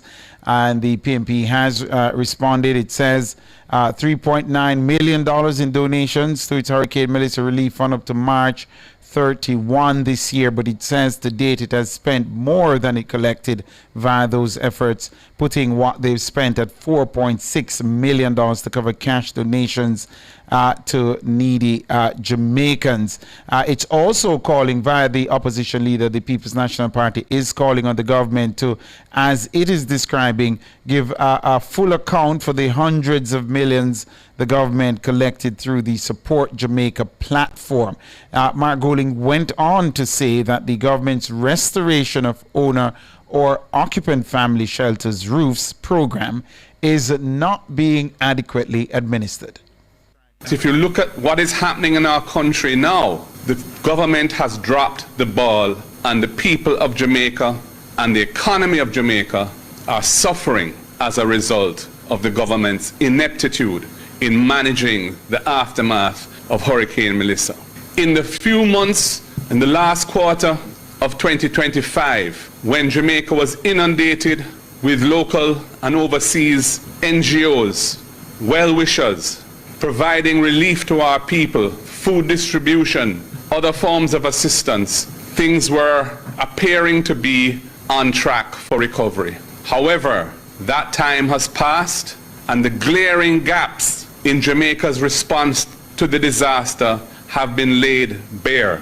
The government's primary program for addressing the shelter crisis occasioned by Hurricane Melissa, the ROOFS program, is hopelessly inadequate and is being incompetently administered. We have heard from the MPs the horror stories of those who were promised and have not received any support or the support that they were promised.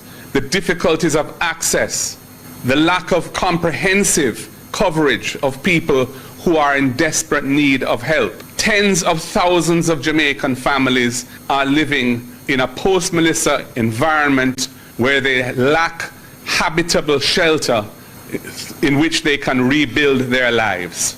This is a deplorable situation which ought to be the focus and priority of the government at this time. Yet, in his budget presentation, the Prime Minister didn't speak to it at all. And if you look at the design of NARA and its focus, that is not what NARA is being established to tackle. This is an urgent and present need which must be addressed.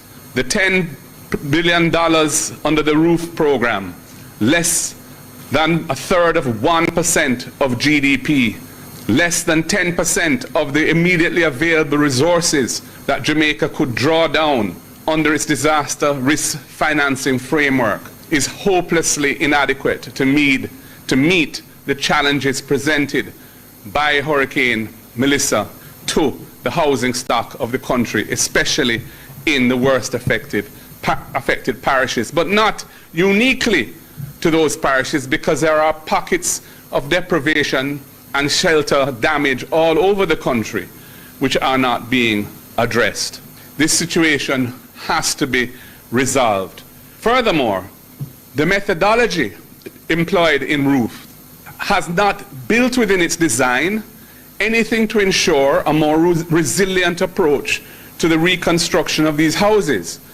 What is happening is that people who, I would say close to 100% of them, are uninsured, who have suffered either a total loss of their homes or substantial damage to their homes or enough damage to warrant assistance and are uninsured, are getting a fractional payment in the form of a grant of materials with a cash component which is very difficult to access, but with no guidance, no support to ensure that the methodologies used to rebuild their homes comply with even a basic set of standards to build a more resilient shelter for themselves. Therefore, we are just repeating and compounding the lack of resilience in the housing stock which existed prior to Melissa.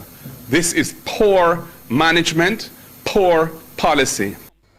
The voice there of the opposition leader, Mark Goling. Now, the opposition also wants the Holness administration to reopen, the damage assessment phase for the roofs program. That phase ended on February 28, you might recall. Now, roofs is one of 6 components of the shelter recovery program being implemented in response to the damage caused by the passage of Hurricane Melissa. Now, it's funded by an initial $10 billion allocation to assist householders whose homes have been assessed as having sustained minor, major, or severe damage, as the case may be. Now, the government says it has dispersed just over $100 million to those in the minor damage category, $2.3 billion to those with major damage, and $2.7 billion to households in the severe damage category. It says beneficiary households were selected following more than 100,000 assessments conducted by the Ministry of Labor and Social Security after the passage of Hurricane Melissa in October 2025. But at Tuesday's media briefing, 7 opposition MPs from constituencies in the western section of the island, hard hit by the passage of Hurricane Melissa, complained that their constituents have so far been excluded, is the claim. MP for East Westmoreland, that's Dr. Dayton Campbell, was the first to address the media. Eastern Westmoreland is where Hurricane made landfall, and they're still having quite a bit of challenges. The main issue of concern at this point in time, I would say, is still around shelter. We have quite a bit of our constituents who are still residing in unacceptable conditions.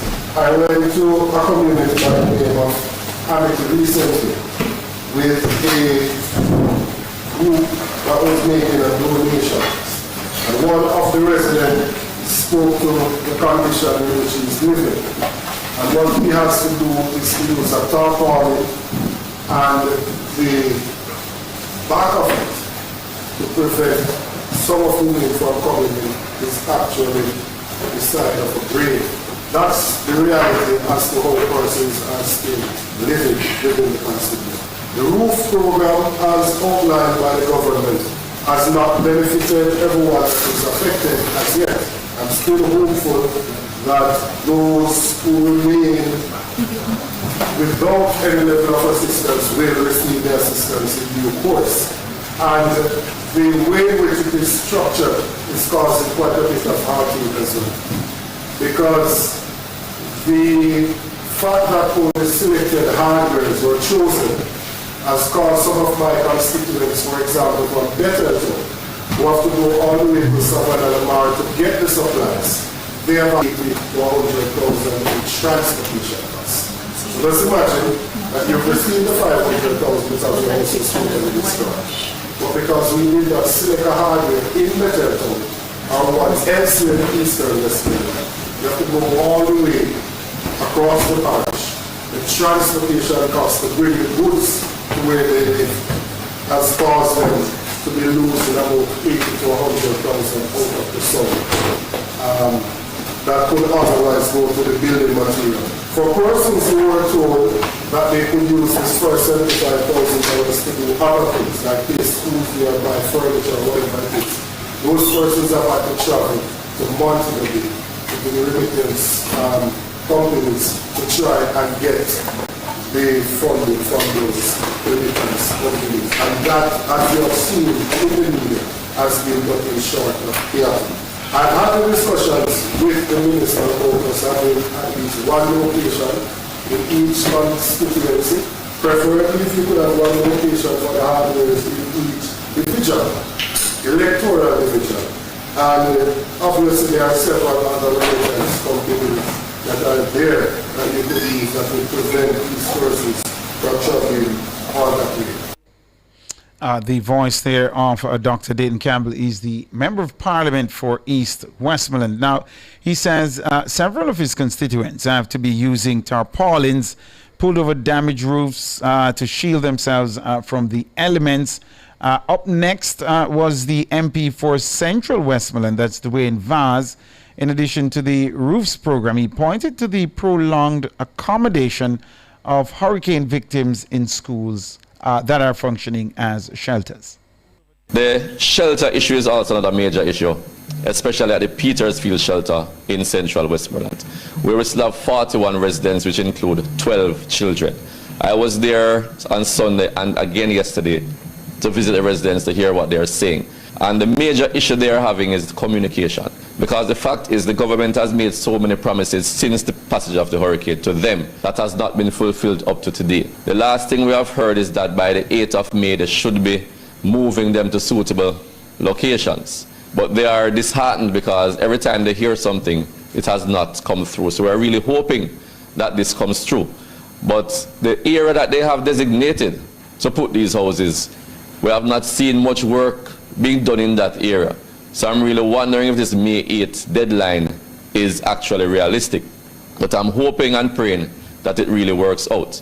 And another issue we're having is that, as I said, with communication, even with myself, the ministry personnel came down, toured the sites, and not even the common courtesy to invite the Member of Parliament, who the people are calling every day, to at least have that part of communication where we can liaise and let persons know what is happening. And I think that is unacceptable. But what is really bothering everybody is the condition that the persons are living in. And when you visit the shelter, it's really disheartening. You really pray and wonder what will happen to these persons. But we're really hoping that this May 8th deadline doesn't pass. And we're also asking the minister to really think about the persons who left the shelter, because persons who would have given certain ultimatums to leave the shelter at different times. Not everybody stayed, some people left. But if you visit the communities, you see people under tents, literally, because they had to leave the shelter because they thought they would have been thrown out. So they left, but some of them are living in really deplorable conditions. So what I'm saying, the ministry has the information because you took the information from these persons. So if you need help to go and find them, you can also contact me because we know where they are. But persons who have left the shelter, we're also asking to remember them when the housing solutions are being provided.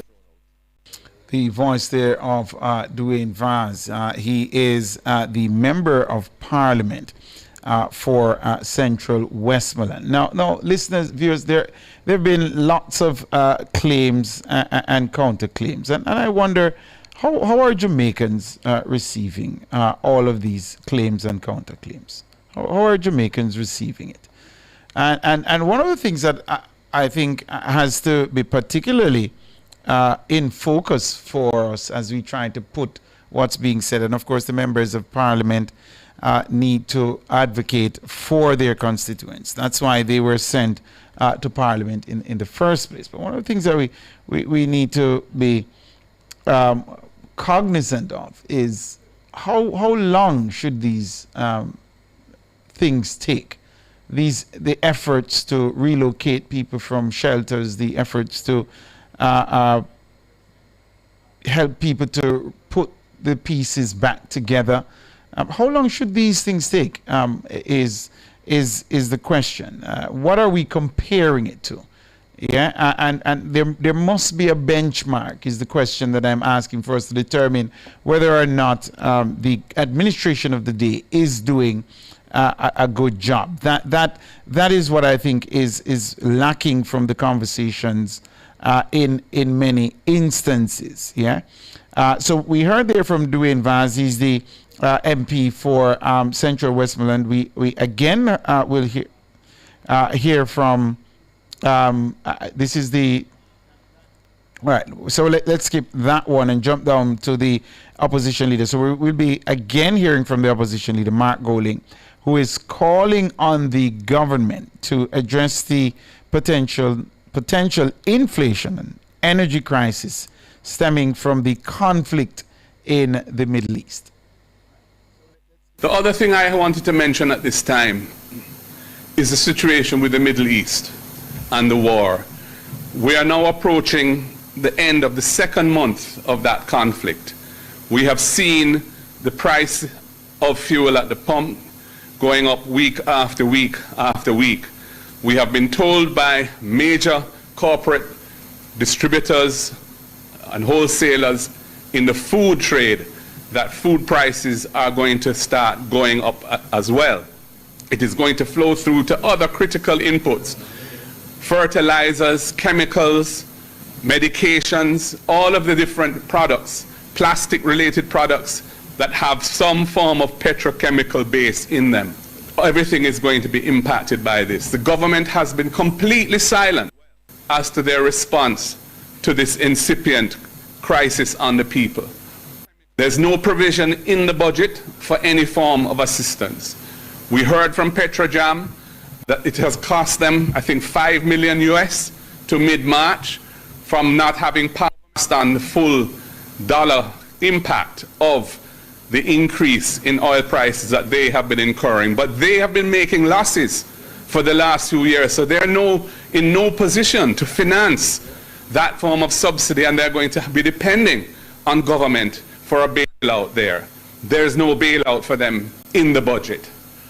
And you know, the last PNP administration had the foresight of entering into an oil hedging program to protect Jamaica from what we are seeing now.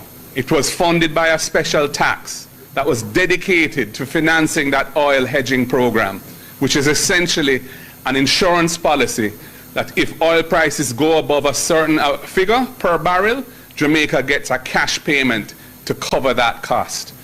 This government discontinued that program, abandoned that insurance, but kept the tax in place and has been using it as part of the general revenue of the country. So now that we're facing the horror of oil prices at around $100 a barrel, when the budget was cast at an assumption of $60 a barrel, we are facing that with no protection, but the tax very much still in place and being paid by motorists, by consumers of electricity, and everyone in the society who pays tax effectively. This is a deplorable situation, and the government needs to come out and speak to how they intend to manage the impact of this cost of living crisis that is unfolding on the Jamaican people. Are we going to see any targeted relief for past beneficiaries? Are we going to see any targeted relief for Melissa victims? People who have already suffered massive damage to their homes and inadequate assistance in resolving their shelter needs are now going to be impacted by a cost of living crisis. What is to be done about them? The voice there of Mark Golding. He's the president of the People's National Party as well as the country's opposition leader. He was speaking at a media briefing hosted by the opposition PNP today. The briefing was called to address what they're describing as the housing crisis post-Hurricane Melissa. All right, that's where we bring the nation's business to a close. We take the break right here. When we come back, we'll take you around the world.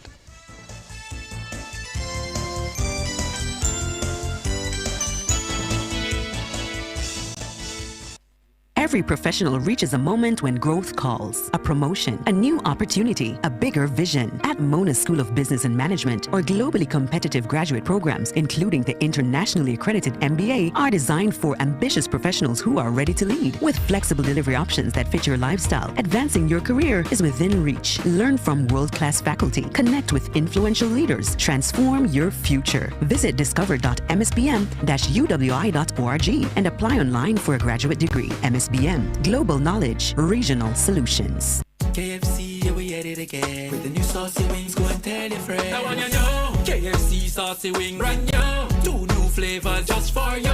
Sweet red chili and citrus chipotle barbecue. Hot and spicy, saucy wings, give me daily and nightly. Flavor kick, me know you want to like New it. KFC saucy wings, delicious hot and spicy wings, tossed in sweet red chili or citrus chipotle barbecue sauce. Wings that will crunch the rest. KFC saucy wings, it's finger licking good. That one you know, KFC saucy wings.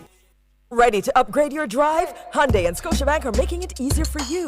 Right now, you can drive away in a brand new Hyundai with an interest rate as low as 4.99%. Low interest rate, zero processing fees, and 1 year free insurance with Scotia Protect. Whether it's the compact Hyundai Venue, the bold Palisade, the stylish Tucson, or the dynamic Creta, Hyundai has the perfect vehicle waiting for you. So visit our showrooms at 7 Oxford Road, Kingston, or Providence Drive, Montego Bay, and get behind the wheel of a brand new Hyundai. Hyundai Jamaica. Because of you, conditions apply. For all your electrical needs, visit ABC Electrical Sales. They stock a wide variety of electrical supplies including plugs, switches, panel boards and conduits, plus energy-saving fixtures. ABC Electrical Sales stocks brands like GE, Siemens, Philips, Cutler Hammer and Allen Bradley. They also offer free island-wide delivery just to suit your needs. Visit them at Shop 8, Hagley Park Plaza, Kingston 10, or call 876-754-3714-5 or 876-754-3825-8. ABC Electrical Sales, for a better choice in the electrical business.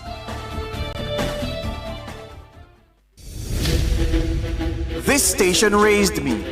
It gave me a voice. And if Nationwide has ever meant something to you, come on in. Join the Nationwide 90 FM Family Club today on Patreon.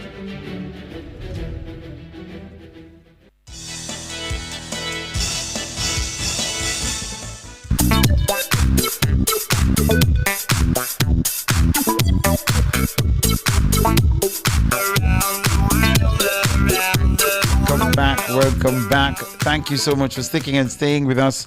We'll take you around the world now, and but not too far. Yeah, gas stations across Guyana are set to close or are rationing supplies due to fuel shortages.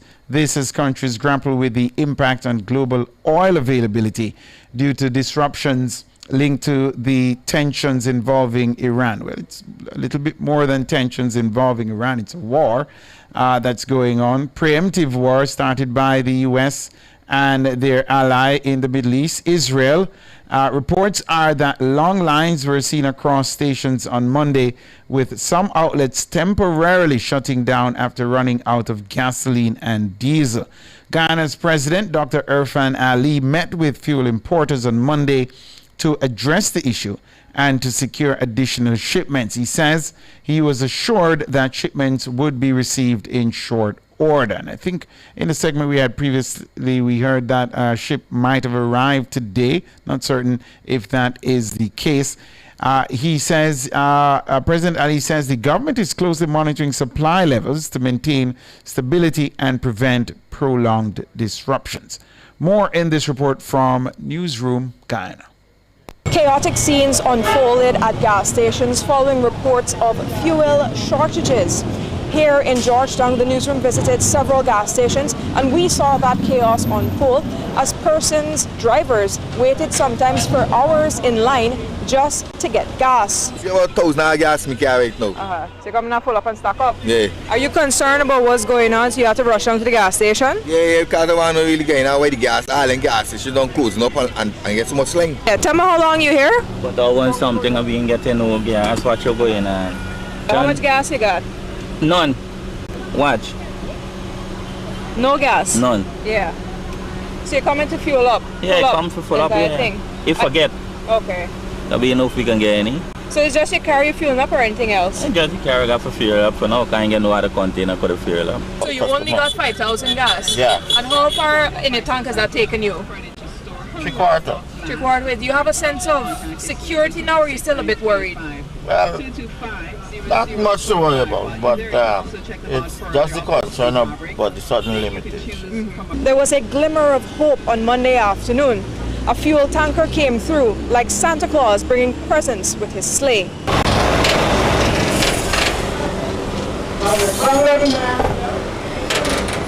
Partner, you like Santa Claus right now.